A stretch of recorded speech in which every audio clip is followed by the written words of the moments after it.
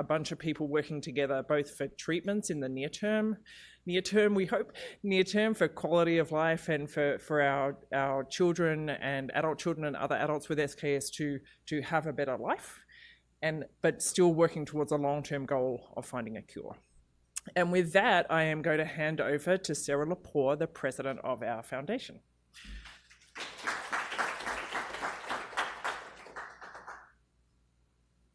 Hello, can you guys hear me? Okay, good afternoon.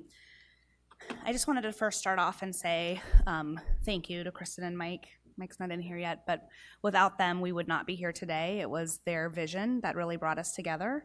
And I'm gonna go into a little bit more detail about that. But as you guys have seen and heard, Charlie is our son that is here with Smith-Kingsmore syndrome, and he does seem to be less impacted than a lot of other children.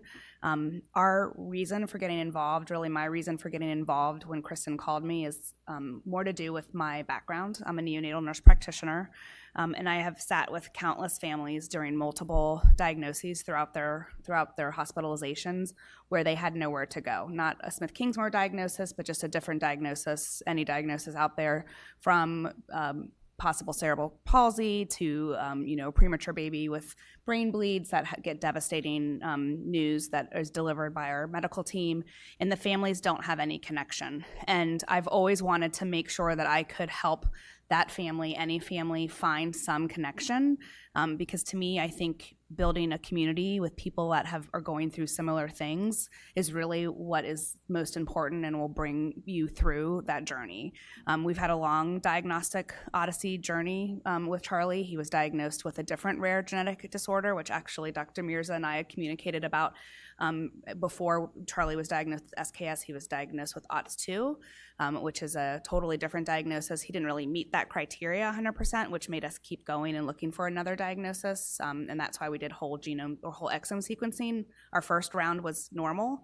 Our second round was VUS. And by luck of a draw, we were able to push them to run it a third time, and that is right when SKS was finally being written about, and we were able to get that diagnosis. I Googled, just like Susan did, found a community Facebook group, found Kristen, and next thing I knew, I was at a conference like 3 months later, and meeting families just like you guys, and really like finding that connection and realizing that we have work to do, that we want to really understand what this is and be able to provide relief to families. So like I said, the Smith-Kingsmore syndrome was founded by Kristen and Mike Grosclose, and it's because of their strong passion for advocacy that we are all able to be here today. These are Kristen's words on what inspired them to launch the foundation. For 15 years of Jack's life, we only had an autism diagnosis. We didn't know anyone who had similar daily challenges, and we felt alone in our struggles. Getting an SKS diagnosis inspired us to be partners with other SKS families, doctors, and researchers to create meaning from our pain. We believed that with all of us united, working together, we can improve the quality of life for families like ours. Thank you, Kristen.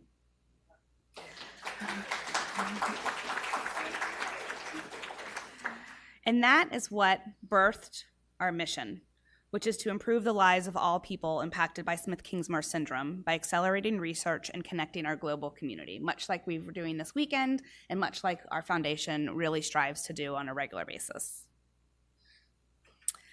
So over the past 4 years, we have been busy. We've been a very busy community. And by we, I don't mean just the foundation. I mean all of the community members that have been putting in information to different registries, like the natural history study that Lindsay has. So if you haven't filled that out yet, reach out to her so you can get on to that natural history. Like our global SKS patient registry with CORDS, which you can find on our website. We funded a postdoc at the University of Florida with Andrew Liu. We were awarded the CZI Rares 1 grant, which has helped us be able to provide this conference, strengthen our community, build capacity, and promote collaboration with our scientists and researchers. That grant has enabled us to start the building of a strategic plan so that we can keep this foundation running. We've created SKS patient and provider guide and translated it into 23 different languages. And honestly, that is, like, to me, the most important work that we've done, just because that is what gets in the hands of our providers so that they can understand SKS. How many of you have been to a doctor who said, I don't even know anything about this, right? So that is what you can take to that doctor and they can understand it. We've had multiple community Zooms. Thank you, Susan and Alex, for leading many of these community Zooms and communicating with some of our families that are across the globe, and lots of different social media connections. We're now funding research at the UC Davis studying the fly models and evaluating phenotypes. So where do we go from here? As a foundation, we have three main focuses: our community, the longevity of our foundation, and our vision. To support our community, the SKS board promises to live our values of courage, collaboration, curiosity, inclusion, and integrity.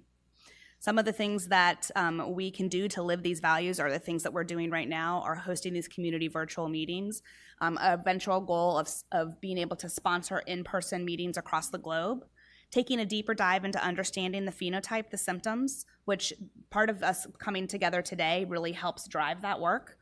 Listening to and acting on your calls to action. So for example, we heard a lot of what are the variants and the symptoms that go along with it. And although we know it's quite variable, we talked a lot about this at our MSA meeting yesterday, and we are taking one of those priorities and kind of going to divide it up into two. So we want to be able to collect that information. We already have a lot of that, but look at it from a research perspective and make sure that we're abiding by all the laws with HIPAA. But additionally, we brainstormed a way that we can provide this information to our community without having to go through all of those steps and laws. So be on the lookout. We have some ideas coming down the pike where you'll be able to provide your variant with your symptoms that we can have on a list on our website without having any patient identifiers.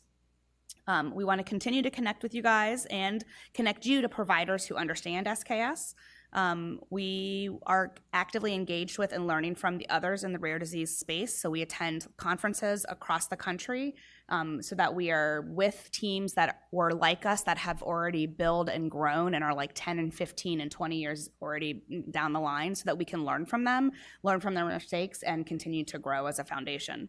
And we are completely committed to transparency. So we want to make sure you guys know what we're doing along the way.